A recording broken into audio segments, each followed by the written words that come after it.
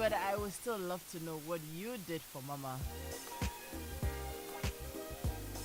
And the daddies are up in arms. Every day somebody tags me in something. Edem, what is Joy FM doing for Father's Day? Don't worry. By the end of this week, we will break the news. There are some amazing fathers out there. And so to keep encouraging the likes of Kofi Donko, Philip Nye, Danny Amwati, we will celebrate you, don't worry.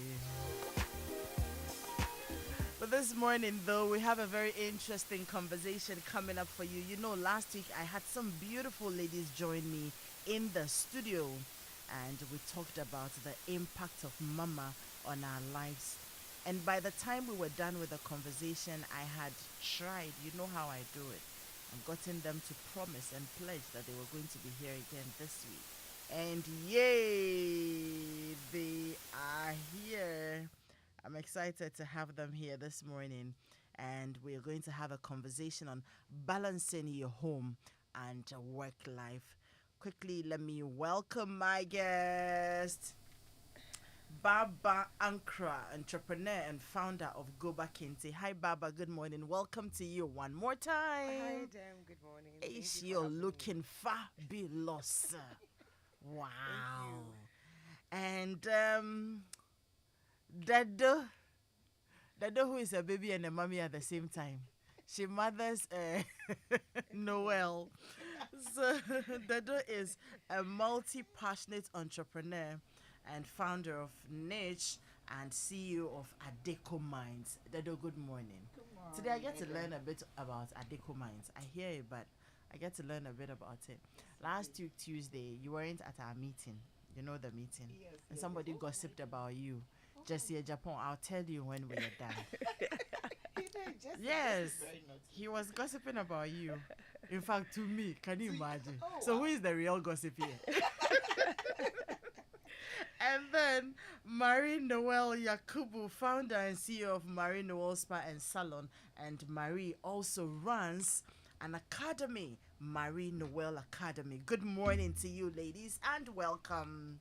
Good morning. Good morning. You should be coming here every Saturday because, like, you pack up my energy like no other. Thank you, and good to see you. Thank you. I'm glad you're here.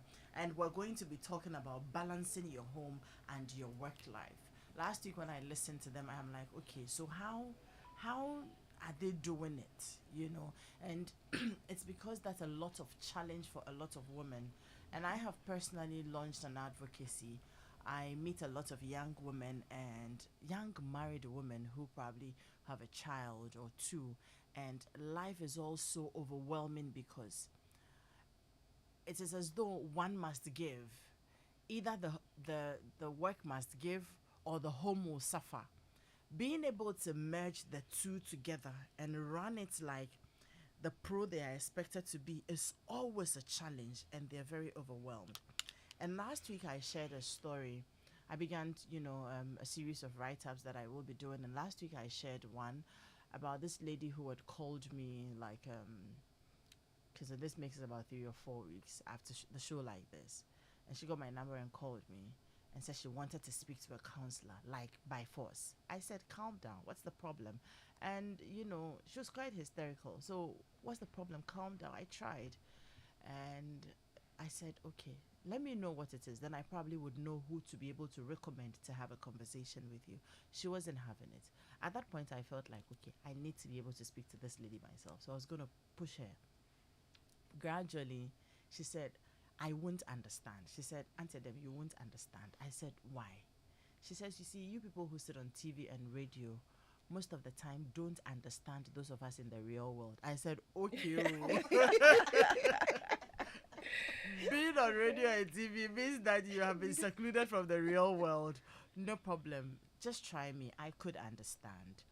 And she still was hesitant. I asked her, where do you live? Fortunately, she lived on my way home. So I asked, can we meet? She says yes. And I said, okay, I'll meet you up. Somehow, I was very interested in having a conversation with her, and I met her. Then she told me her story about, so if you go on my jawline or my own page on Facebook, you will see I titled it I Understand, because I had to make her know that I understand over and above, beneath, in between, and under G, Yeah. everything that you're going through. So I shared bits and pieces of my own story with her. By the time I was done, she was calm and knows that I understand, and so we could talk. Then I promised my readers that this week I was going to share the part two, which was some of the coping tips I shared with her. And I promised I was going to share some coping tips I shared with Bella with you. Let me state unequivocally here that these are not coping tips canned from any literary work. I shared them with Bella from my very personal experiences and observations. I lived through her situation and more, so it is no imaginary or fictional work. I also acknowledge the fact that we are all different and wired differently. So this is not a one size fits all approach to all such situations, but trust me, the principles will most likely remain the same through whatever challenge you may be dealing with.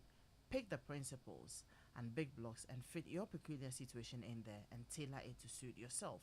So let me just share one of the coping tips with you, and then you can go on my jawline. This one is titled She Understood, and you can read it. You can also read the previous one to be able to get a better understanding. So my first coping tip, and like I said, this is from my personal observation and my personal experiences and observation. Recognize and acknowledge that you have a challenge and don't live in denial. Accept that you're overwhelmed and truly need support. Until this is done, you may continue to wander and wallow in self-pity. Eventually, you will slip into depression, and if care is not taken, the best of you could be lost. Note that some people never recover from depression. I sincerely applaud Bella for realizing that it was time to seek help. Some people never realize it. They internalize, choose to endure suffering, which is counterproductive and detrimental to your health, and then call it being strong. I personally do not subscribe to that. Ask for help when you need it. It is actually the preserve of strong people. Strong people know when to ask for help, when to rest, and when to stop. There is no strength in suffering in silence. Now, who you run to for help in such situations is very critical. Again, I am so glad she did not go to her parents. It is not to say that we should cut our parents off. No. If your parents are open-minded, understanding, and objective, and will be able to analyze the issues practically and objectively without being overly emotional because you are their child, then yes, talk to them. Otherwise, most marriages and, for that matter, homes have lost their peace and glory because parents were too emotional, took sides, and did not do justice to the problem. I've always cited these instances at my speaking engagements. Now listen, if robbers entered your home and any of your parents happened to be there, and a rifle is put to their head, to choose one of you to be murdered, who do you think your mother or your father will choose? Even if you are in no position to take care of the family and provide adequately, your parents will not point to you to be murdered. You are their child. Because of that, parental love and affection. Most parents are not objective in their decision making when it comes to their children. And that's very okay. This is why in a serious relationship problem, daddy and mommy for me are not my recommendations except for the qualities I mentioned above. Get professional help. What you need is a solution, not empathies and allies. And she understood me. You can go on to read the rest. It's quite a long read, and I must say that it's quite insightful. And that's how I want to start the conversation this morning with this beautiful, amazing women who are practically doing these things. Practically.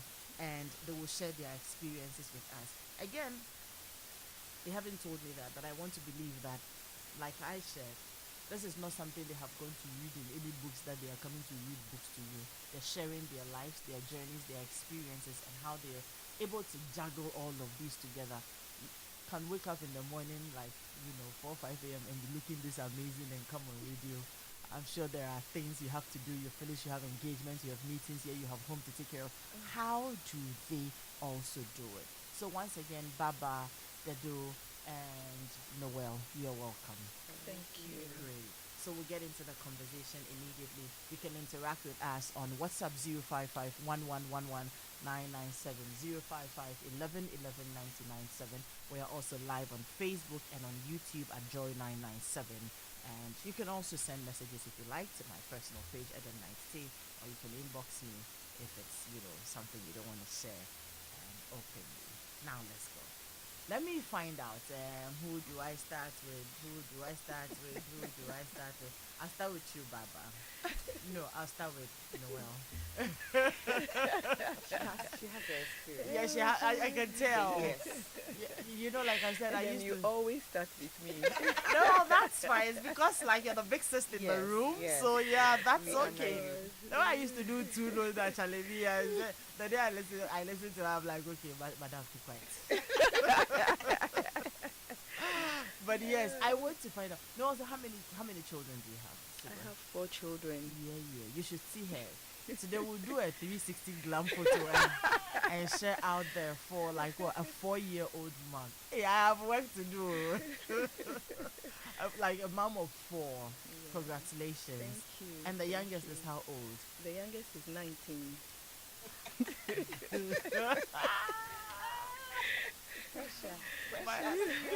My youngest turned 13 yesterday. Oh.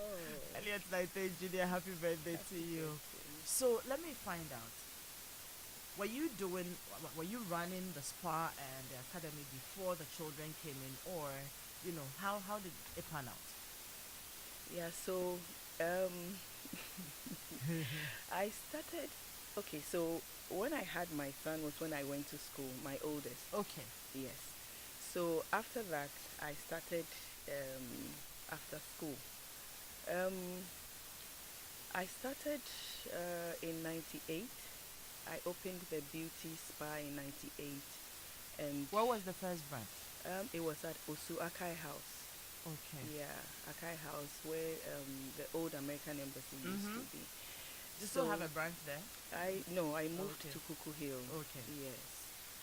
So I started off at Akai House, and it wasn't easy.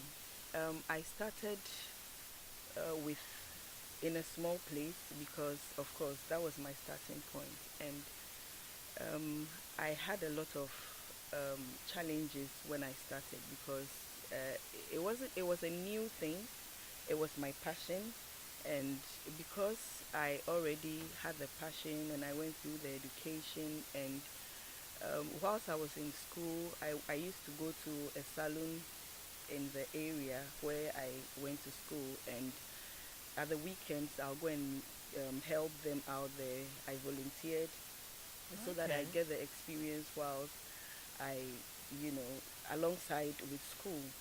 So when I came back to Ghana, I started the school. You had a child. and, How old was your child at the time? So at this time, my son was 11 months. Ah. 11 months with the baby. Yes. You were going to school. Mhm. You were volunteering. Yeah. How were you managing all of these? With the help of my mom. Okay. With So the there was help of help my in mom. there. Yeah, with the help Great. of my mom, yes. And so when I opened my own spa, the challenges came with the workers and our attitude, towards work. Besides that, I also had to be a mom. Mhm. I had to be a wife and make sure my house was in order before I went to work, and come back home, take care of not only my husband but my child The as baby. exactly, and my mom, so this is how I started. And then along the line, 3 other children came. Yes, it was actually, I had my sons within 2.5 years, all 3 of them. So between my second and third, they are not up to a year. Yeah. Wow. They are 11 months apart. Yeah. It was back to back. Oh God. No, like how? Okay. By so I had, 11 months, you had another baby. yeah. So I had Hey. I had the first one in 1998. 97. The second one in 98. The third one in 99. This made my morning. I'm trying to work the math. Like it's not adding Yeah, up yeah. So, for 2 years or something. oh, So like it's like maybe after 2 or 3 months you're pregnant again. Hey, and you're running a business. yes, So you had little children to take care of. yes, You had a business to take care of. You had your husband to take care of. You had yourself to take care of. yeah. Okay, please, tips on how you were managing all that. Then I'll move on. Wow. I honestly don't even know how I did it, but I think I didn't think about, I just had to do what I had to do. Mm. I would make sure I I didn't really have a plan, but I made sure I was working with my time. I didn't have that much time to, so I just had to be focused. I didn't have time for friends at the time. I wouldn't go anywhere because I just didn't have the time. So it was all about making sure that I had to execute. I wake up in the morning, Mm-hmm. I take care of the kids, and go to work. I do all my meal preps before I leave. So um, everything is packed, Mm. and I'll go to work. And when I come home, I continue with what I left, you know, behind. I'm actually thinking right now, how did I do all that? Wow. Yeah. So you just have to be consistent, focused, and do it cheerfully, because sometimes it gets depressing, especially when Mm. you are dealing with a sick child. Sometimes you wake up and your kids are not feeling well. It's challenging. Yeah. And the business was new. And the It business also was needed new. a lot of attention. Absolutely. And with this sort of industry, with the beauty industry, you also have to make sure you're taking care of other people, and they're coming with their problems And as well, yourself. and yourself. You can't give what you don't have. Yeah, So how do you go looking all beaten and tired and people will feel like you can take care of them? yeah, You had a lot of work to do. I did, and I still do. Did you, I mean, were you feeling overwhelmed at any point in time? Like did you feel like you had a bit too much to do at some point in time? Did I have a choice? I did. I did feel like Mm, that, mm. but it was as though I didn't have a choice. So what was driving you? What was it that was not giving you choices? What was driving you? Mm, I I think I'm just one of those people, you know. I got a lot of inspiration from my mom. She was always telling me how to make sure I get things done. I mean, at a point I asked her, I said, "Mommy, like, am I a super mom or what?" Like, the drive also came from the fact that any time I worked on people and they were happy, it made me happy. So I got a lot of drive from that. Mm. Yeah. And the children, were you able to make as much time for them as a mom should? Looking back, do you think you did a good job at that as well? Well, looking back, I tried, and um, I did my best, and Mm. I think my because I had my mom at home, I spent, okay, so we didn't have that much traffic then, so I'll come home in the afternoon to spend some time with them, and then I'll go Go back back to to work. home. Yeah. So I tried as much as I You could. could. Yeah. And you look at them, you look back, you look at yourself, you look at them today, and you're happy, right? Really. Great. Before I come to you, Baba, let me go to Dede. Dede, tell me about Adeko Mines first off. I know niche. People don't know, but you tell me about Adeko Mines. Article is my first business. So that's the first business that I started as soon as I came to Ghana. Um, I started started with what came to me naturally, which is events. Okay. And then I was naturally creative, so I told myself I was running a creative business, so I could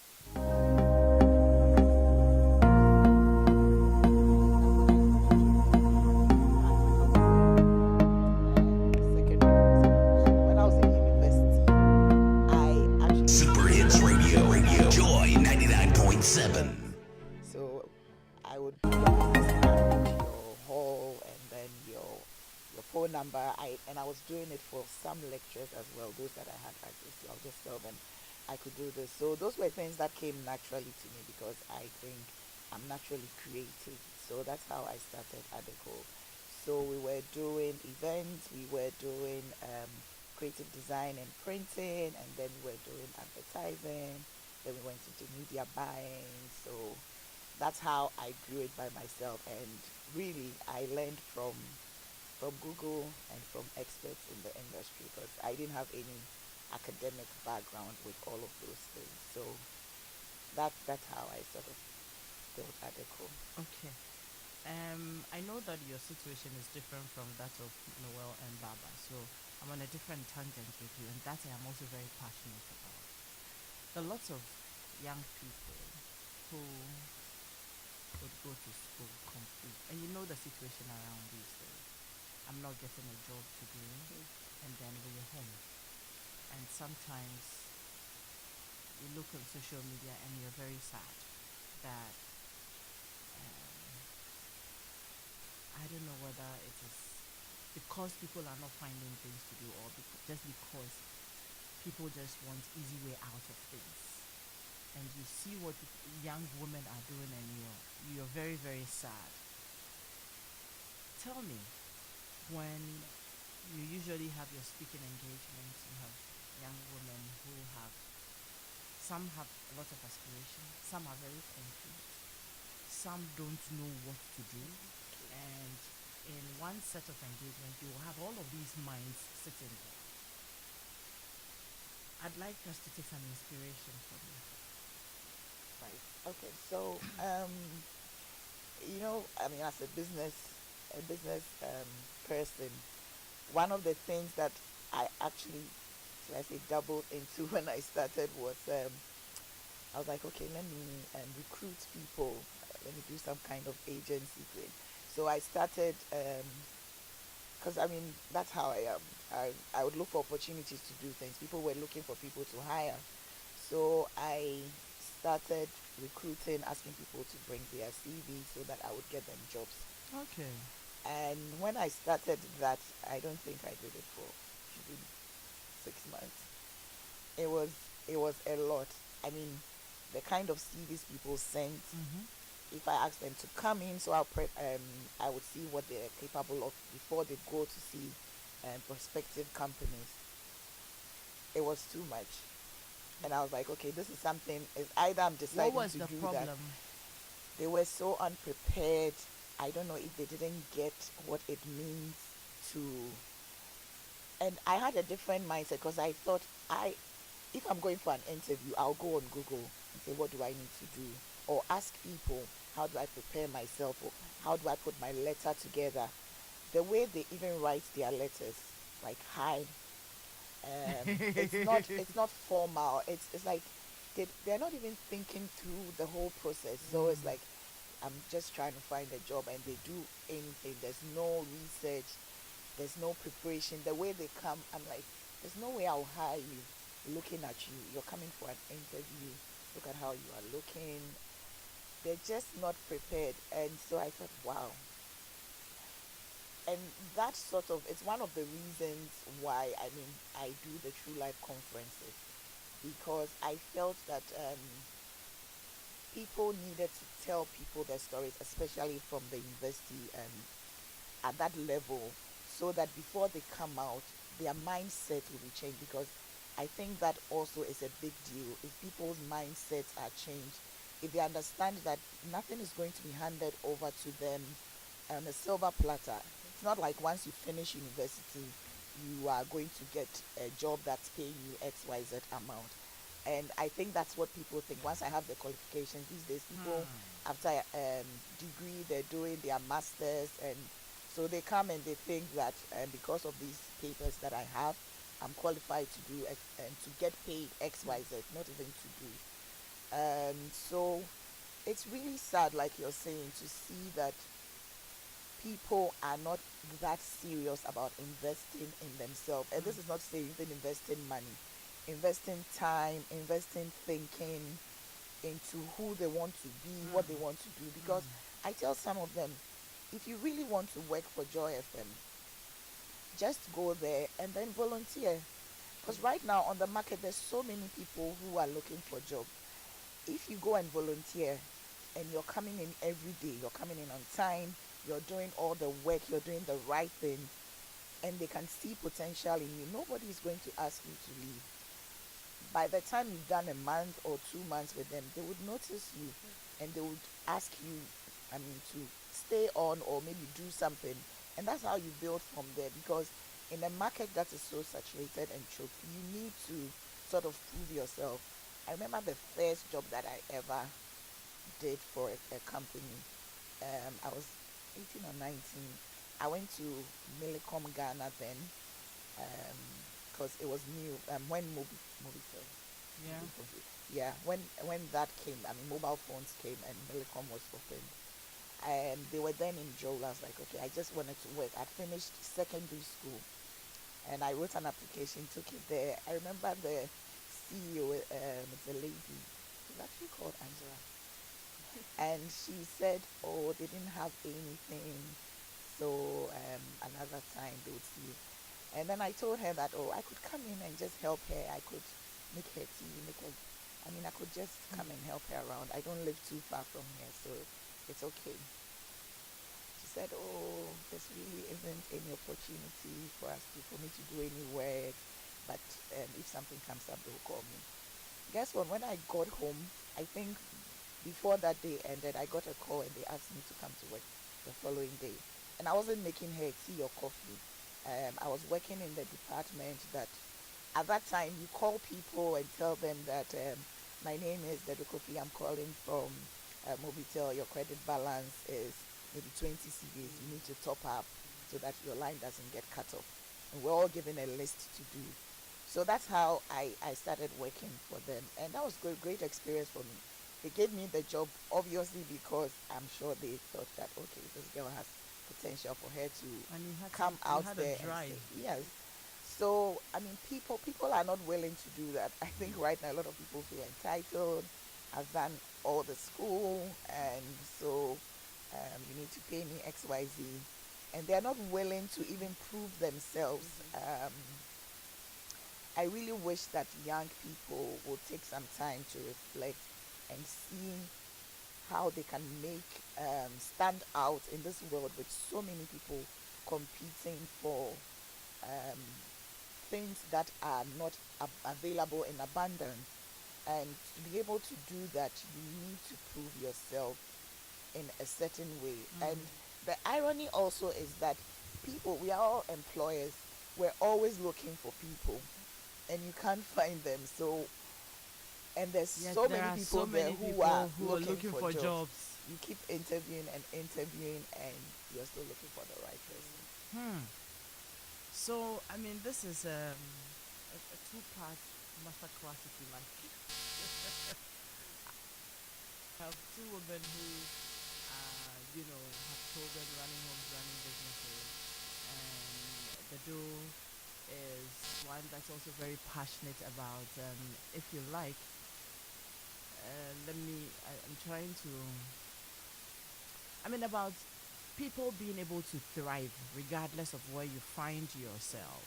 And she's just shared some nuggets with us,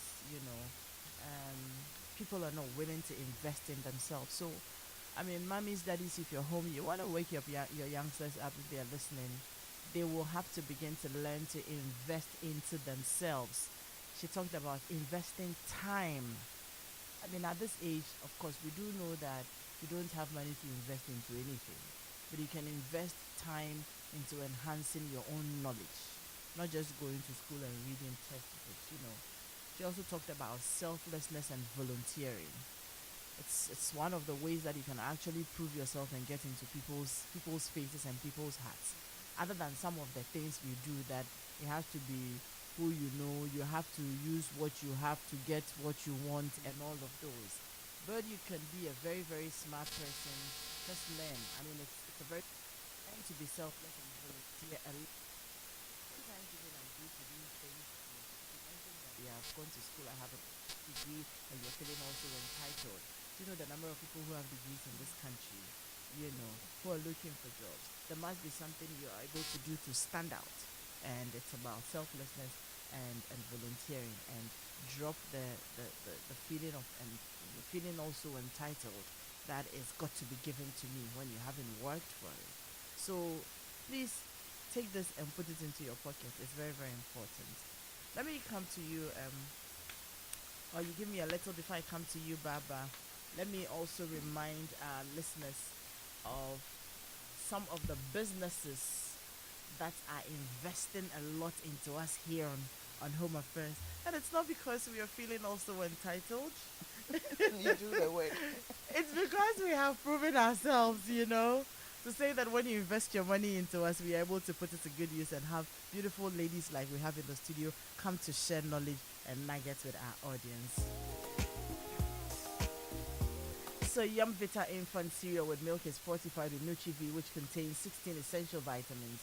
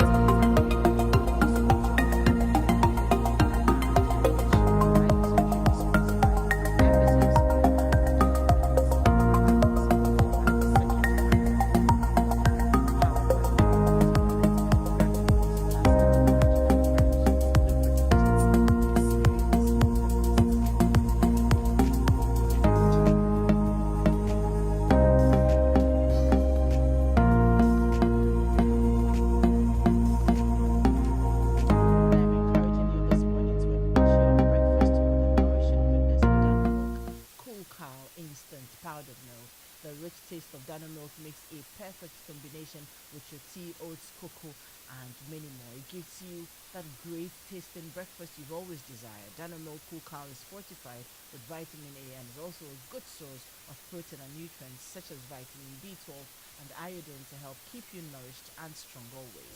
Danamilk is affordable and in a shop near you. Choose Danamilk today for your nourishment and build your strength every day. Danamilk, go for it. Remember this advert is FDA approved.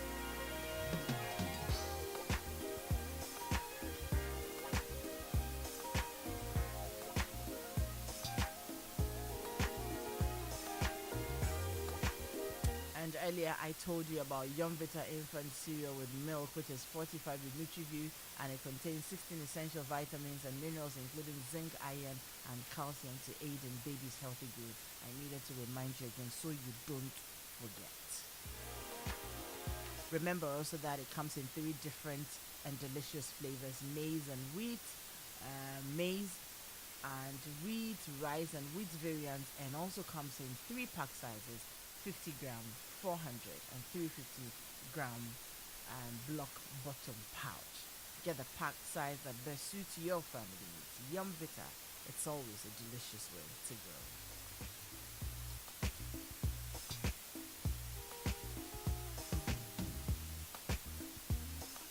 So let me come to you, Baba.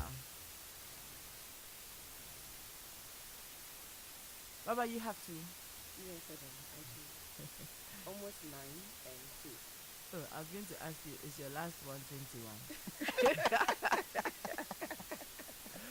So that we take the title from Noel.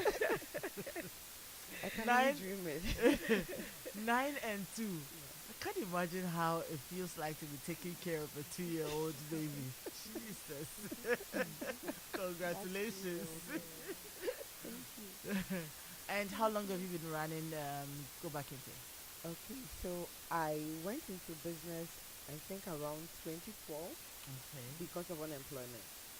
I had a degree in economics and computer science, but there was no job hiring after national service. So I started to just start entrepreneurship. I outsourced things from people and sell. It was African print bags and shoes that was in vogue around that time. So hold on, you never worked. I have. We'll get there. Okay. I have, but that's the beginning of my journey. Okay. And so it got to a point. I got married, had a baby, and the business, what I was doing then, sort of collapsed because one, I didn't think it was prestigious enough. I mean, I have a degree. Why do I have to be doing menial jobs? Were you feeling entitled? Maybe. Maybe then, and when you tell people, there are these things people do that make you feel, why am I in business? Everybody's going to work, and it seems like they're not serious, right? Yeah. So after 2014, I've had my baby. 2015, I decided to look for a job, and then banking came along. It's always been my dream job. Okay. So I quickly rounded up the business that I was running, everything, and then went straight into banking. Sometime 2018, that drive, that passion is still there to be a businesswoman sort of. So I decided to go back and rebuild my business. So this is where we gave birth to the whole Go Back again. And it's been 5 years since I started that journey. And banking came along. What happened to it? So banking came along, did banking for 4 years, started the business alongside, like a side hustle. Yeah. Yes, to see how I can grow it. If I would want to quit finally and focus on this, or let's just see how it goes. And so 2019, I made a bold decision that I think this is what I want to go and focus on. I didn't think I was being fair to my employers because the business needed you. I've had a sales girl there. She'll be trying to call me. Meanwhile, I'm attending to a customer because I'm a relationship officer. So I had to make the decision and choose which one I want to do. I decided that it's time to go and concentrate fully on Go Back. I see. So yeah. Those are some very, very, bold decisions. When you're going into something you're not so sure of. Because you had started a business once and then Collapsed. it didn't turn out well. Yeah. Then you got a safe, secure job that, you could stay in and then be cruising. And then after 3 years or so? Or 4? 4. So by which time Go Back Into was how many years old? Just about a year. Hey. Okay. Just about a year. I always say I opened an empty flagship store. But when people got to know about it, there was a drive and there was a market there. I mean, I did economics, so I could see the demand coming in. Now, how am I able to position myself in such a way that this actually works and it doesn't become something that you start, everybody gets in, and you have to fold up again? Just like what happened to the other business that I was doing. Yeah. the typical Ghanaian, we all see something doing well. We all want to go into that industry. So this time around, I had to make the bold decision. And I had a child that needed my attention too. I was feeling guilty, the mom guilt. You know, the bank transferred me to a place that I would drive 1.5 hours to get to work. So it means that by 6 a.m., I should be on my way, Wow. yes, to my branch. And the traffic. So sometimes I would have to wait, stay behind, and leave the office around 7, 7:30. Get home around 9. She's asleep. Oh. So I'll just go, they take her from school, the nanny has taken care of it. I was feeling Very really, guilty. yes, really, really, really bad about it. I think it's one of the reasons why I decided that, listen, I would like to use the opportunity to go to school, focus on the business, and also try to have a second baby. Because the second baby wasn't coming. Look at it. It wasn't coming because I was focused on work, business, and all of that. So let me note down these 3 major things I want to do. Go to school, pursue a master's degree, focus on the business and grow it, and And work try on to it. have a child. Yeah. Another child Another for that child. matter. Yes. And this was good enough for you to say that my safe, secure job I was doing is good to go. I thought so, but after my Mhm. last day of Uh-huh, work, uh-huh. oh, then I stayed in the car. I cried for 5 hours. I couldn't go home. Like, what have you done? Yeah. Like, I like the sound of that and the reality. what? Yes, it hits me. You know, I Mhm. saw my colleagues because they sort of had left. Like, it's my last day, so I wasn't working and everything, all joyful. But I went to sit in my car. They all left to their houses before I left. I couldn't move. Are you serious? Have you really taken this decision that you don't want to work in banking? You are in premium banking, attending to high net worth individuals. Like, you don't want to do this, Baba, and you want to go and sit at And- Global yes, Kinty. But you have sent your letter. Exactly. It's And due, you had time to think it through. so you have to. You have to. Tell me, so I mean, and I know that this will have a lot of impact on your mind. Like, you will be thinking, your mind will be racing. Like the last day, you found yourself crying. Meanwhile, you had thought that, okay, this is it for me. What sort of support did you get from your husband, your family? What sort of support did you get? Okay, so my husband is a very realistic person, and he will not just watch you make any decision. So when I told him that I wanted to resign because I had started building Goba, he tried to talk me out, but I had to let him understand the figures that were coming in, and that this is possible. I had decided a year before that I would resign, so I started saving. So I have this amount of money to be able to cater for me in 6 months. Let's see how it goes. If it doesn't go well, nothing's for. I can go and look for another job. Wow. So that made him come at ease. My mentor is Uncle White. I think then he was the major person that I would talk to about making some of these decisions. And he made me understand that it's very risky, but there's no harm in trying. Go figure out. Once you are very convinced in your heart that this is where you have to be at this time of your life, go and do it. So the support was there. I couldn't tell my mom because I know those were the 3 people I listened to. My husband, because we are building a family with. My mom, because I know she and my sister sort of depend on me. And my mentor.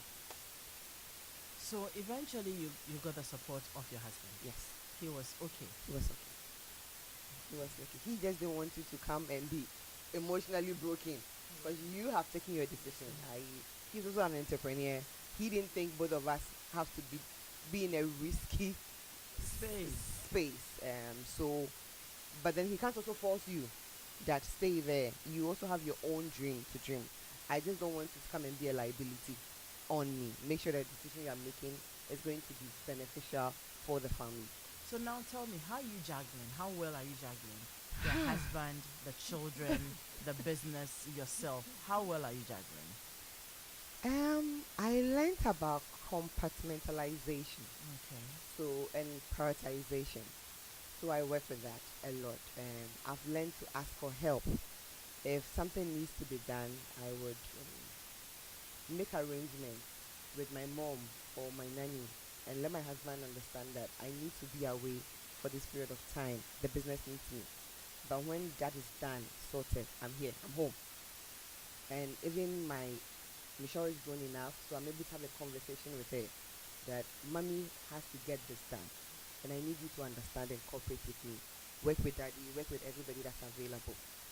If I have to be home, focus on the home, I talk to my team as well. I'm not available here. These are the decisions we are undertaking. I need you to handle this. I need you to handle that. If you have any challenges, report to me.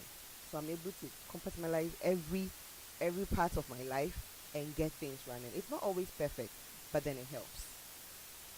I see. It's a lot, madam. It's a lot, but it helps. You have to. I And see. don't forget, I have to take care of me too. So I asked for things. Yeah. you So know. sometimes I just shut everybody out, everyone, including my little son. If I have to take an hour or two to sit somewhere and have a quiet time, I would do that because I need to be well to take care of all of them. So you And, can give what you don't have. Yes, I think my daughter 2 years ago she was going for a program at Menchia Palace. She was 6 then, and I was very worried about her. You know, she alone with her school. You're going to do this. She's going to be okay. And then when we got to the bus, she just said, "Okay, bye bye," and she entered the bus. She didn't look back to look at me to show any uncertainty or anything. She was living her life. That day something just Taught you changed. something. Yes, it changed in my life that if I keep putting living on hold, what I have to do on hold, I would go and resent these children. Because it's no fault of hers. She's living her life. She wants to go and have a good time at Menchia Palace. You are there crying. She's fine. So I learned that. Wow. Yeah. Let me come back to you. She's living her life. I'm telling you, at that age, Yeah. there was so much you learned that Yes, day. yes. You know, and there will come a time that, look, they will pursue their lives also. You know, they will pursue their lives, and so it's important that we don't put living on hold. I'll share something on that before we do. Let me come back to you, Noel. So, 4 children, big business. I mean, it started small, but it's big now. And mommy is there. We didn't talk about. So you see, it's always important, especially so when you're married. It's always important to find out where husband is in all of this and how they are taking it and what support. Because for Bella, whose story I shared, her biggest problem was her husband. 2 children. She had to do everything on her own. You know, wake up, take care of the children. She's thinking about school rounds and all that. She said she wasn't earning enough, so she couldn't get a nanny. She couldn't also bring her mother to come and live with her because that means that taking care of a bit more. And she felt like her husband couldn't be bothered. And so all she was doing was looking for somebody to talk to her husband for him to start reasoning. Now, when you do my write-up, when you read it, you will get to know why I don't believe in start dealing with problems with the next person. It always starts with you. It always starts with you. So, in all of it, I said, leave your husband for now. You can't imagine the things that he is also going through. You're just thinking that he's unconcerned, he doesn't care and all that. You cannot imagine what he's going through. And because men usually don't say anything, they don't talk. And so we think they don't care. But he may be going through things that also making him react that way. Now let's focus on you and see how you can get your mind on that journey that will give you some respite. So where was husband in all of this? What sort of support? What sort of energy? Because you talked a lot about your mom. What sort of energy did you get from this man who made you a mother of 4? Yeah. So my husband was always around. He has always been around, and he's been supportive. And I think how he sees me doing things makes him relax. because he realized that You got this. he's been very supportive. I mean, a typical Ghanaian man. He supports me in everything I do, and he encourages me. And he also, like you said, they also have their challenges. They just don't talk about it. But um, it's been a tough one. I have sort of done most of the things, especially with the kids going to school, drop off, meetings, PTAs. I've done it by myself, but he's been very supportive from afar. Great. I mean, once we acknowledge that support and not feel like uh, the man is the problem, then we are okay. 2 days ago, I met a young woman and I was having a conversation with her along the same lines.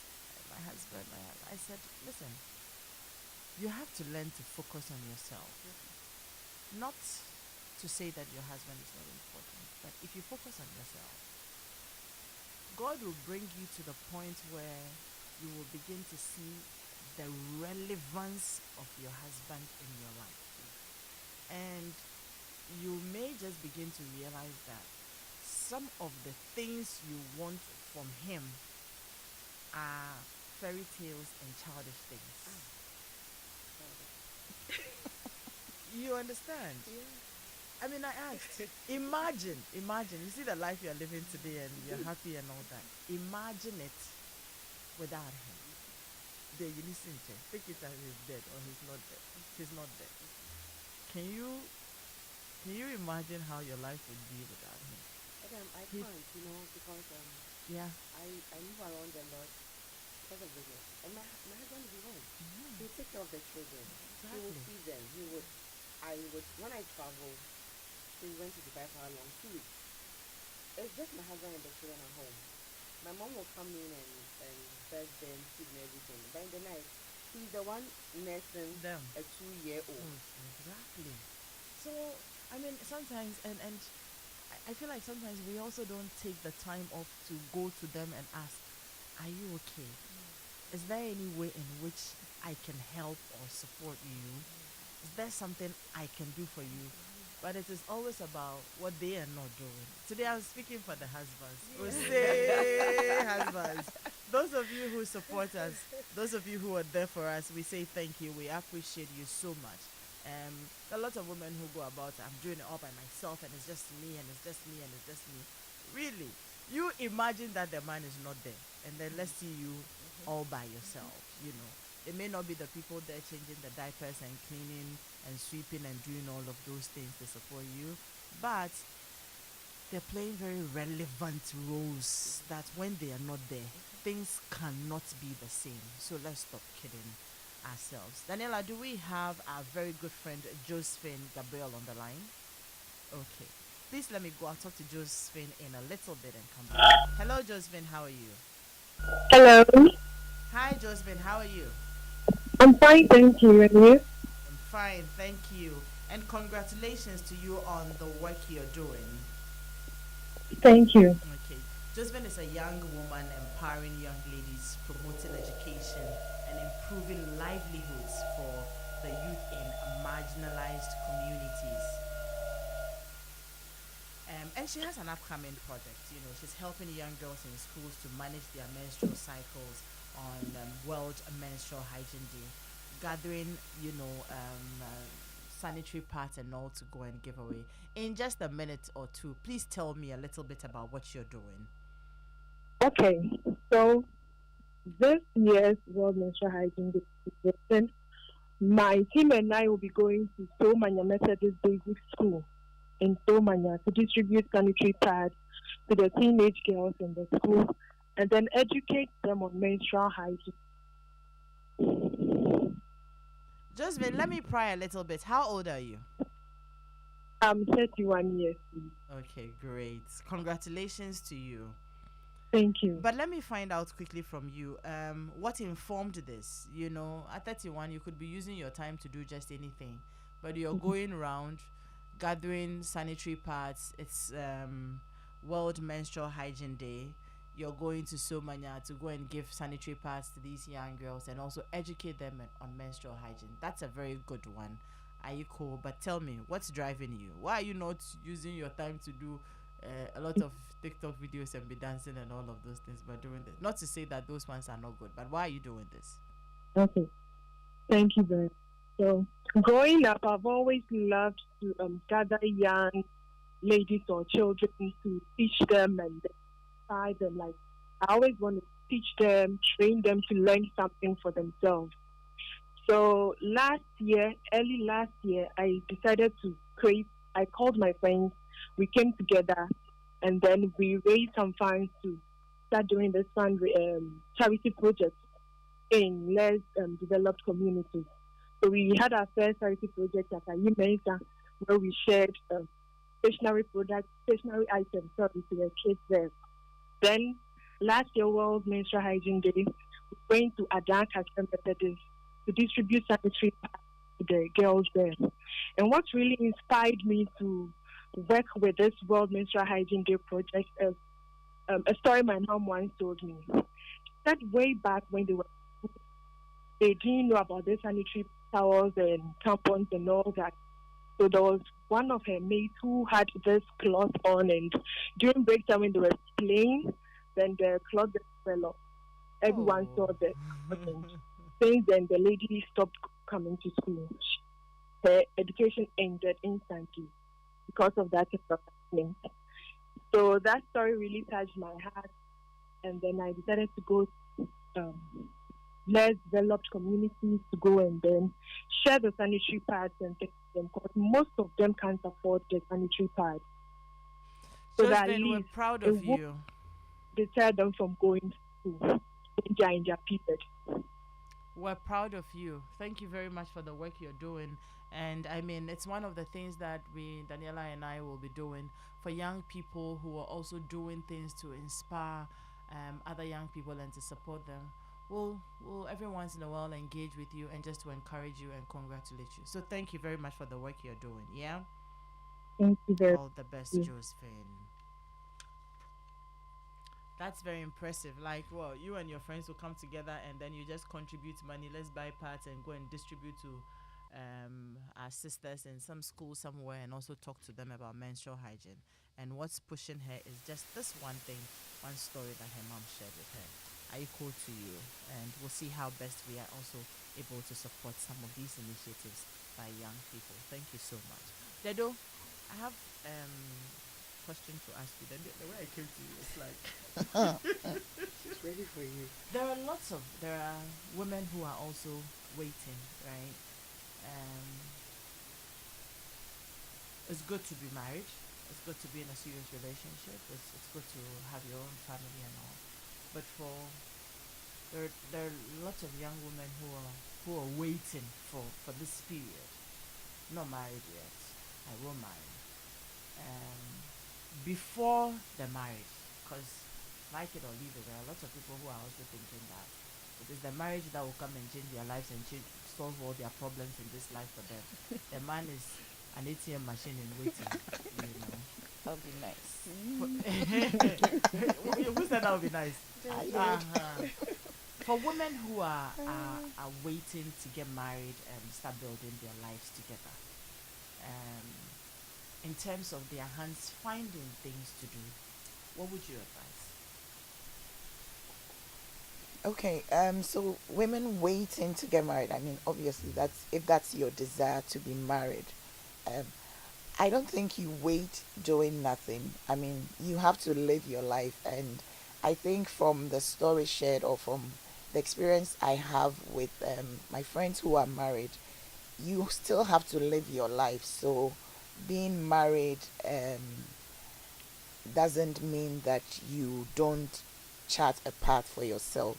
So whilst you're waiting, you have so much time on your hands because you don't have the responsibility of I have to be home at 5 or 6 to make sure that I prepare hot fresh meal, or I have to do this or have to do that.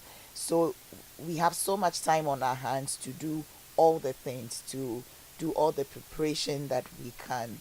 So I think that this is the best time to do all the things, to learn, to be better, to, I mean, if it's even school you want to go to, because once you get married, then the responsibility of children. So things that you know that you want to achieve.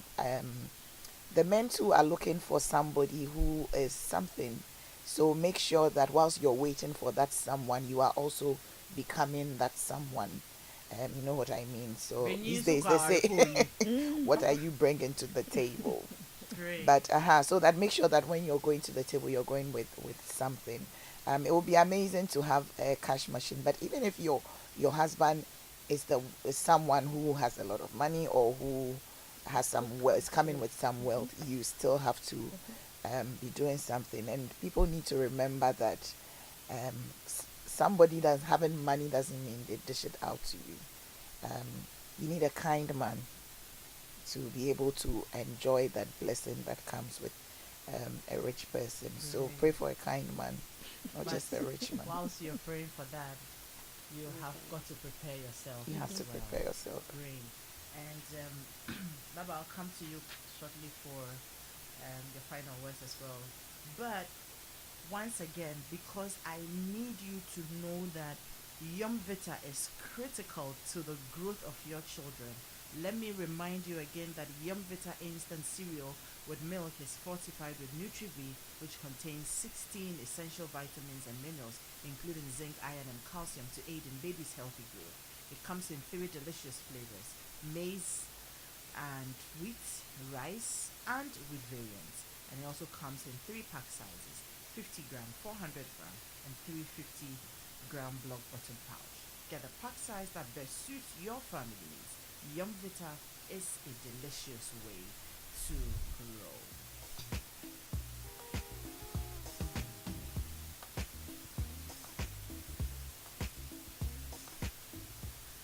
I'll take your final thoughts on this, Baba. That a lot of us women, once we begin to work and we're making money on our own and we can stand on our feet, then we jump and we sit on our husband's heads like this, like you better use your mouth, and then all of a sudden, you know, just say Boss chick. we have come on top. You know, we have come on top. Your thoughts on that, and maybe some advice to share. Why are you laughing? And I have you come on top. Has No, it come on she top? hasn't. She hasn't. I'm laughing because She knows. randomly my husband says wabaso. Oh. Randomly he says that to me, but no, I don't think once you come into money or power you should sit on anybody. I think what a lot of us don't do is to work on our emotions and learn how to handle some of these things. So we have to work on ourselves, our leadership skills, how to handle life's issues because they would come, and how not to rub wherever you think you are going into your partner's face. Because for me, I've been able to ascertain that the journey that I am on, I cannot do it by myself. I need this person by my side. You know, he's very grounded in terms of your finances. Won't mean do because he will tell you that money is like a tap flowing. Sometimes it goes off, and so be able to handle your finances well, so that tomorrow when the business is not vibrant anymore and everything, or it goes off, you still even have some capital to restart another project. So Great. yes. So please don't come on top and No, work. no, no, no. You need them. When you partner with them, great things happen for you, for your children as well. Great, Yeah. great. It's been a very lively morning, and I appreciate the thoughts we have shared here. I mean, Baba mentioned a point, about you not putting living away, and the last paragraph of the write-up I shared, Life Lounge with Edem Knight-Tay. You will be reading it every week. I said live a bit more. Yes, live a bit more, because the problems will never finish. There will be new hurdles to surmount every day. Some may even be more challenging than what you're dealing with today. And so don't put living away till you solve all the problems around you. That will never happen. Yeah. And I treated myself better, took my personal grooming seriously. I lived consciously and became a happier person. I got off my antidepressants, and then I was back happier, bubblier. And I traveled, I chilled with my friends and family, and I am living for you. So don't put living away. Wahala no dey finish. It No will dey not finish. finish. Tomorrow there will be another Another one. one. And if you're waiting for it to totally finish before you say you are living, then you don't want to live at all. But I want to say a very big thank you to you ladies this morning for gracing our show once again. Thank you. We should do this a bit more. I'm sure the only problem is the waking up though. I tell you. So like, I'm not going to worry you too much. But when we need you, we will call you. Sure. Sure. Anytime we need you, we will call you.